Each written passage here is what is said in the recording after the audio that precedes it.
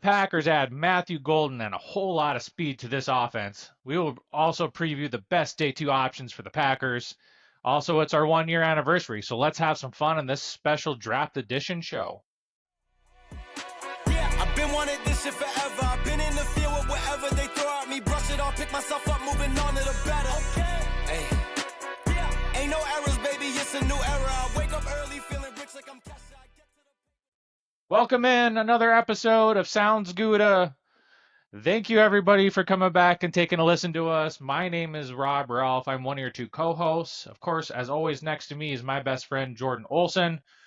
As always, we are extremely excited to be talking Packers football with you again this week and every week. Of course, this is a recap from night one in Green Bay. How much more special could they get?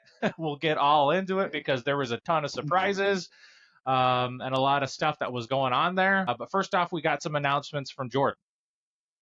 Yeah, thanks, Rob. I mean, I was in it last night. I'm going to share a little bit of that in a minute here, but just I'm at a draft house with 8 other guys. I'm probably going to have a little background noise today that Rob's going to do his best to mute or edit out. But I'm not in my normal controlled environment, so if the audio quality is a little different, a little fuzzy, hard to hear. Just bear with us, but we're in it. Guys are having fun. We're excited about what the Packers did on day one. So keep the announcements quick. Just remember that I'm going to be at Stadium View today at 1 p.m. So if you hear this before that comes out, you want to join us. Going to be there for about an hour. Going to try to post on our X accounts and YouTube our location if we can. If not, come around, try to find me. Let's have a beer and talk about Matthew Golden and what they're going to do today. And also, if you haven't checked out our draft guide, make sure to look that up on YouTube or X accounts. There's a link on there. We showed some people at the draft last night that hadn't had access. They thought it was pretty cool. It definitely made their experience more enjoyable. So if you're coming the next 2 days, download that link and check out our draft guide. But yeah, this is a very special show for us, not only because we are at the draft and it's in Green Bay. We've got Matthew Golden, but it is our 1 year anniversary. So a year ago today, Rob and I put out our first ever episode on Sounds Gouda. It's been quite the year, and we wanted to take a chance to celebrate a few of our successes. I was joking with Rob before the show. I mean, what a great birthday present that we got for Sounds Gouda, getting a explosive, speedy wide receiver in Matthew Golden. But that's awesome. We have nearly 500 subs, 487 of you have subscribed to the page, and we're just so happy and thrilled with your engagement and the number of people who have supported us over this last year. We put out 134 videos. This will be 135. Our most watched video of the year so far was our mock draft 5.0 with over 4,500 viewers, which is amazing. So we're just super thankful for you all, and it's been quite the journey. So, Rob, I know you want to celebrate a few more things. Yeah, so big shout out to some of our biggest fans and really engaged people. But, first off, Gary Petrick, man, you were there when we had 0 followers. Mm-hmm. And you're still there, man. So, first and foremost, big shout out to you, man. Really appreciate you. Big Mike, you've come on here recently, the last couple months, but it's been a joy to get to know you. You're obviously, a very intelligent Packer fan as well, and you bring a lot of your thoughts and great engagement. I want to give a shout out to Arnaud. Hopefully, I'm saying that correctly. Out of France. When they say that Green Bay Packers really are worldwide, truly is. So Thank you so much. I've been really enjoying practicing my French, my terrible French with you from over here in the USA. That's been awesome. And then Anna, Anna, who's recently come on and checked us out, says that she watches every episode. She tees it up and looks forward to every episode. And so to have that kind of comment engagement, just honestly, it makes this whole thing worth it because, right, we're talking with each other, we have fun doing this, but we can't see any of you yet. So to have that kind of engagement is really just awesome. So some guests of our show that we really want to give a shout out to. First and foremost, our first, Felipe Hayes Asechi. You can find him on X as well, but super appreciative of him. He's hailing out of Brazil, but there's a couple really good episodes on him. Mary, who we've done some episodes with. Thank you so much, Mary, for your support. Eli Berkovitz.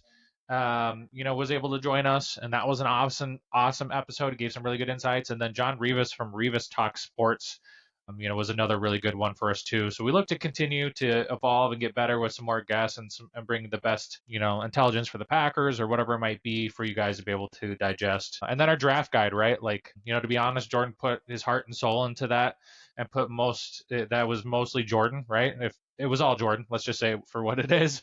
So, just super grateful for him to put that together to give hopefully, a great resource for you all to be able to use. Yeah, and we only could name a few people, right? I mean, there's obviously a lot more people we could share that engage with us, and we'd love to do that, but we also don't want to make this a 2 hour long episode. So, if you engage with us consistently, just make sure that you know that we appreciate you, and we truthfully are very thankful for where we've come. A couple things for year two.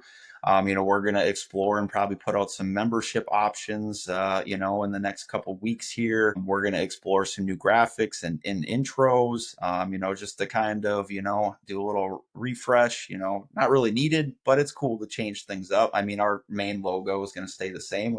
We just got hats made. So as a result, we might do some swag raffles too for some subscribers and things like that to have more engagement with you all and give you a reason to invest yourself in our channel. So just look out for a couple of those things in our next year, and hopefully we grow from about 500 subscribers to more than 1,000, and that would be an amazing second year. So let's jump into the draft. I was there yesterday.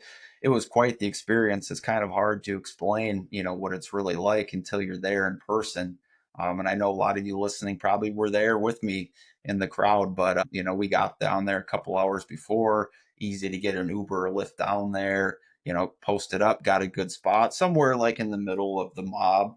Then we went out, we got a sweatshirt, got some drinks and stuff from the concessions. And about 45 minutes before the first pick, my brother in law and I were trying to get back in to find out that they were at capacity. And I had this like pure moment of like panic and disappointment that I wasn't going to be in the draft eater for the first picks. Didn't even know if I was going to be able to get in there by the time the Packers picked because, the staff really wasn't giving us a lot of information. Interesting story. And this isn't to like slander the NFL either, but a lot of the staff there worked for the Packers and said it was interesting trying to work with the NFL, who was managing the event, a much different communication system, some different rules, infrastructure. So, it just kind of is what it is if I'm being honest. So Jacob and I, my brother-in-law, we watched the first 10 picks from inside the Lambeau seating bowl. So, I mean, that was a unique and fun experience to witness that there. I mean, I would have loved to see Goodell open the draft from the mob. But it was still really cool to watch picks with about 30,000 other people inside the seating bowl. And then after the Bears picked, it seemed like 25% of people left. I don't know if they'd been there all day or, they weren't really true Packers fans. They were the other visitors. They just wanted to see the opening night of the draft. But at that point in time, the capacity, lessened and we were able to get down with everybody else and watch the rest of the picks. And it was amazing to be, there when the Packers were on the clock and have Mark Murphy do his introduction, to have Matthew Golden come out and entertain the crowd. It was electric and, just very thankful to be able to be there for that and really looking forward to night two. The picks will be flying a little faster. The Packers have two selections. Who knows? Maybe more. That would be great. It was awesome. So I won't go on and on, but if I see it at Stadium View today or in the future, I would love to hear more about what your draft experience was like last night. So Rob, let's jump into our new shiny toy. We got Matthew Golden, and I'll be the first to acknowledge it. He was a gold tier player for us. I was a little surprised that Goody did something that went outside of 30 years of statistics and preferences and drafted a 191-pound receiver. Of course, they probably feel like he can put a few extra pounds on, but I applaud Goody for going and getting a guy that's just outside their thresholds. And, the more you watch his tape, the more you listen to his character, it's hard not to be excited. So, even though he wasn't in our green tier, mostly because of his weight, I think it's an outstanding pick. What do you think? Yeah, I was shocked. Obviously, you got 23 years worth of the Packers not taking a wide receiver in the first round. Not only that, but a wide receiver that typically doesn't meet kind of their thresholds or their standards, but listening to Brian Gutekunst, he does meet their Mendoza line. So whatever their Mendoza line is, he meets it. So yeah, I mean, I think that there's going to be a lot to what they're going to be able to do with him. Now, if you do not know, he played last year at Texas, but he was a transfer from Houston. He did play there for 2 years. He's got some kick return ability. I don't know if that's necessarily the first thing that they're probably looking at for him, i.e., we just signed McCole Hardman. I would assume that that would be their preference, right? He's got the experience. But listening to Brian Gutekunst and just knowing, like, duh, he's got speed.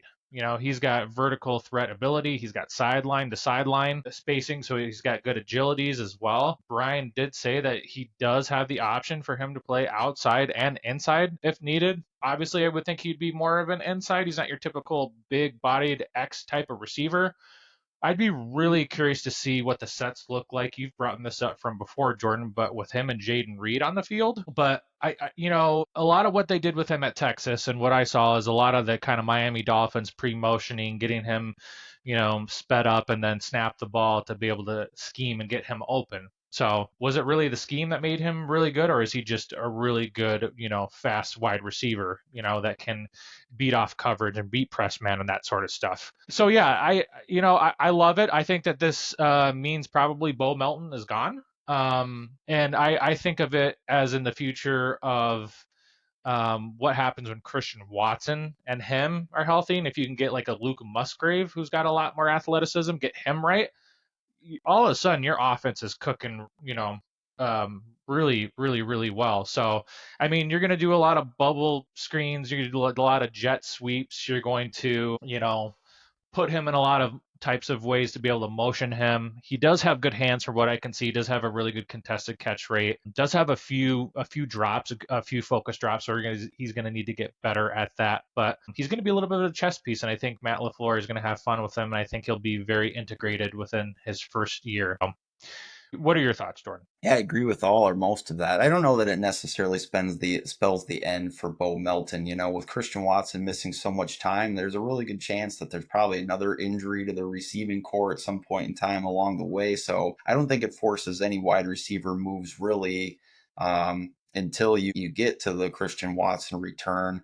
Of course, maybe with some of these other guys, maybe you're having to choose, to keep extra defensive tackles so we can hold those over for next year when you're going to lose a couple guys. I guess we'll see what the final roster construction looks like, but I don't know that right now it marks the end for anybody, but we'll definitely let that battle out in camp. I've seen some interesting comps. My floor comp for Matthew Golden kind of before the draft and before I really started to look into more of his tape was like Hollywood Brown.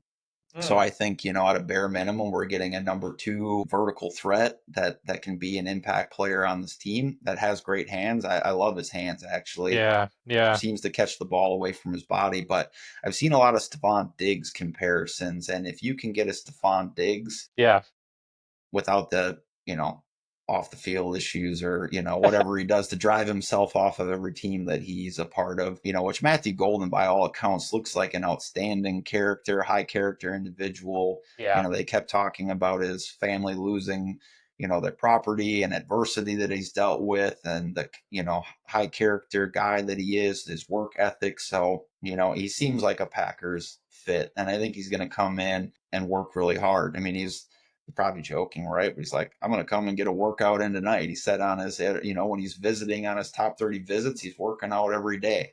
So I think that's going to be pretty incredible to insert him onto this team, and just looking at some of his other PFF statistics or things I wanted to point out, he does have a pretty average grade against man coverage. man I think that coverage. was kind of one of my question marks.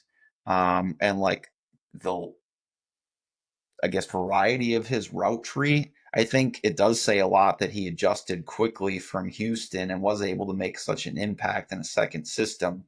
But hopefully we can coach him up. He wins, though. He gets open. And watch some of those plays, the ways that he moves his body or kind of uses his arms and shoulders to create some separation with his footwork as well. I'm excited. I think he can be a great player in this offense and another weapon for Matt LaFleur to employ. Yeah, I mean, and so from what I've just heard from some other, Packers experts too, is that the SEC traditionally plays like 80 or 85% zone, right? So the times that he was able to line up and go against man wasn't that often. So you didn't even really get that strong of a sample size. So just know you know, you're going to be able to coach him up, but he is not known as having the best man, kind of being able to beat that. But I don't know if he really got the bulk of his reps and his experience against that too. Just a caveat I wanted to point out there that I heard. Yeah, and one other thing that I heard another Packers podcaster talk about a couple weeks ago in the pre-draft process is, like him kind of just meeting both of those Mendoza lines. He's not that dissimilar from Greg Jennings, which is like 5'11", almost 6 foot. Yeah. Greg Jennings was a few more pounds, but I mean, if Matthew Golden can add 5 or 6 pounds, he has that inside outside versatility that we did use Greg Jennings because we'd line him up in the slot and run those quick Yeah. slants. And then, he could go outside, he could win and stack receivers. So I'll be really excited. And just one other like fit thing in general about the Packers with the speed of him and then inserting Marshawn Lloyd back as a new weapon. Like I don't think the Packers really need to do anything offensively other than add another offensive lineman or two in this draft, and they can hmm go all defense from there. But I think we're in a good position. Real quick before we transition, Jordan, was there a player that you thought that they were going to take? Because I had one player in mind I thought for sure that they were going to take. I kind of wanted to hear your quick thoughts on that. I think the consensus at the time when it had gotten down to this pick was that it was going to be Will Johnson, Trey Amos. There were a few Trey Amoses. I was on the Trey Amos train, and then Matthew Golden. Really, the crowd felt like those were the three best options left on the board for the Packers. Vegas odds indicated it was going to be a wide receiver, a corner. I think that was the feeling in the moment when the Packers were on the clock, and we knew, who was available to us at that point in time. I mean, who were you feeling or hoping would be there? I thought for a second there it might have been the tackle Simmons from Ohio State. He was also in our gold tier. Who did he end up going to? Is He it the went to Chiefs? the last pick of the first night to the Chiefs, yeah, and they Chiefs. need offensive line help badly. So if he's healthy, that's going to be a nice move for them. Yeah, yeah. I thought for a hot moment it might be them, but Will Johnson was also in my rear view mirror, but I just didn't know. It all came down to medical. The kick and play just comes all down to medicals for him. Yeah, and I mean, we're going to talk about Johnson in a second. I think if he gets taken by the Packers in the second round, he goes from that gold tier to a green tier by, falling back in the draft. That's really for us. And the same with Matthew Golden. He's like a full green tier guy if he's picked at the beginning of the second level. But, we fully expected him to go safely in the first round. And Rob, you weren't that far off. He was I think, the third wide receiver taken this draft, not the first in your bold prediction, but he's a Packer now. So, I mean, that's great. Well, after the draft, we're going to spend extensive time after we can simmer and think about these prospects and learn more. We'll dive back into Matthew Golden a whole lot more, but let's spend a few minutes previewing the guys that we could select on day two here and what some of our best options are. Yeah, so, obviously Will Johnson is still there. I'm not sure how much longer he will fall. They have much more insights into his medicals. Obviously, if it's, severe, then he'll fall a lot further, continue to fall down that board. But if teams feel good about it, obviously the kid can play, and he's probably the best position. He's probably the best player on the board overall right now, or at least one of them. So I think that he's definitely in play, and he's obviously a green tier would be for us. Cornerback is going to be a massive influence here. Trey Amos from Ole Miss, cornerback that we've touched on, quite a bit as well. I think he's going to go pretty fast here. For the first 10, 15 picks, probably for sure. So they might have to trade up and get him. Siobhan Revel, out of East Carolina, the cornerback. He does have a little bit of some injury history too as well, but he's more somebody I would think would be available there at pick 54, and or Az Thomas out of Florida State. So I think cornerback is going to be a big emphasis for me looking out here. Also defensive tackle as well. The Miami Dolphins ended up taking our draft crush and Kenneth Grant, but obviously he's a stud, and other teams valued what he could bring to their team. So that too, and some edge players as well. Nick Squirton is still available. Landon Jackson, the Arkansas edge, and JTT at Ohio State.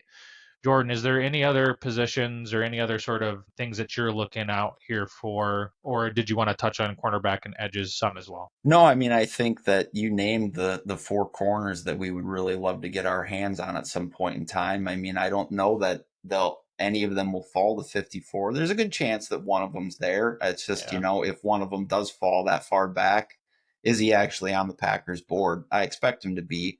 Siobhan Revel will come down to his medicals. The Packers had him in to review that if they feel comfortable with that. I kind of hope that maybe they give up a fifth round pick and move up 5 or 6 spots and aggressively pursue one of these corners, because I truthfully believe that is like one of the last chess pieces that we need on this team, with or without Jair Alexander. And Jair Alexander's career with the Packers is not going to last very long, whether that's 1 or 2 more years. They still need a long-term plan at outside corner. But other than that, I would love an edge on day 2 if they came out with wide receiver, corner, edge, or defensive tackle, interior rushing defensive tackle. I would yeah, interchangeable on edge as long as they get some pass rush out of that player. Total home run. And if they come out with either a corner or a pass rusher, interior edge, one of those at the second round pick, and then go, their favorite offensive tackle, offensive lineman with the third round pick, Jonas Avania, Wyatt Millum. There's some great options that are going to be there. Anthony Belton was in for a top 30.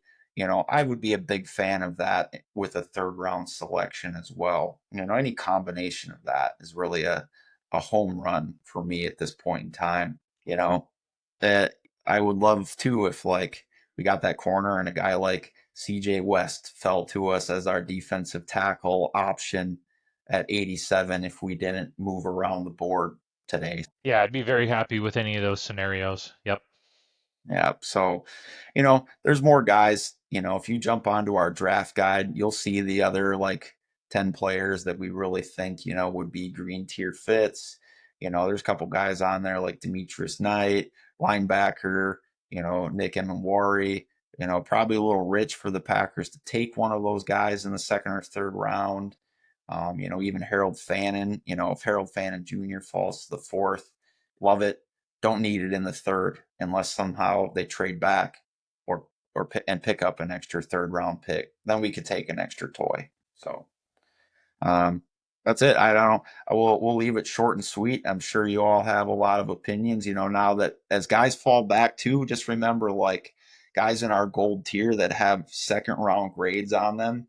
As soon as they fall into that third round, most of those guys really move into or close to that. So if you're using our draft resource, just understand if they fall back around, they're probably a green tier guy at that point in time for us. But yeah, why don't you, unless you got anything else to add about our upcoming prospects, why don't you tell everybody what we're doing for our upcoming shows and get people on to enjoy the rest of their draft experience, whatever that looks like for them. Yeah, so upcoming show, obviously we have this today. Tomorrow we'll have day 2 recap and then day 3 preview. And then we will move on to our regular Wednesday and Saturday slottings, recapping day 3, of course, and then overall draft feelings, pros, cons, strengths, weaknesses, all that sort of jazz. So we'll get more into that. But we appreciate you guys coming in and taking a listen to us. Just know that we do have new content every Wednesday and Saturday, YouTube, Spotify, and Apple Podcasts. Make sure to tell a friend or a family member too as well. If you are watching on YouTube, please make sure to hit that like, sub, and follow. Follow us on there. Know as well too, and again, another shameless plug, our draft guide will be in here in the description for you to be able to download for free and check out if you have not already. Make sure to connect with us on X. I am at Sounds Gouda with 3 A's. And Jordan is at Olson Jord. And just remember too, Jordan will be at Stadium View today at 1 p.m. So if you want to go there, we're going to make some posts on our YouTube community post page and also on our socials as well. So look out for that. But until next time, Packers Nation, we hope that you have a good morning, a good afternoon, and a good night. Take care. Go Pack Go. Go Pack Go. Been wanting this shit forever. I've been in the field with whatever they throw at me. me, brush it off, pick myself up, moving on to the better. Hey.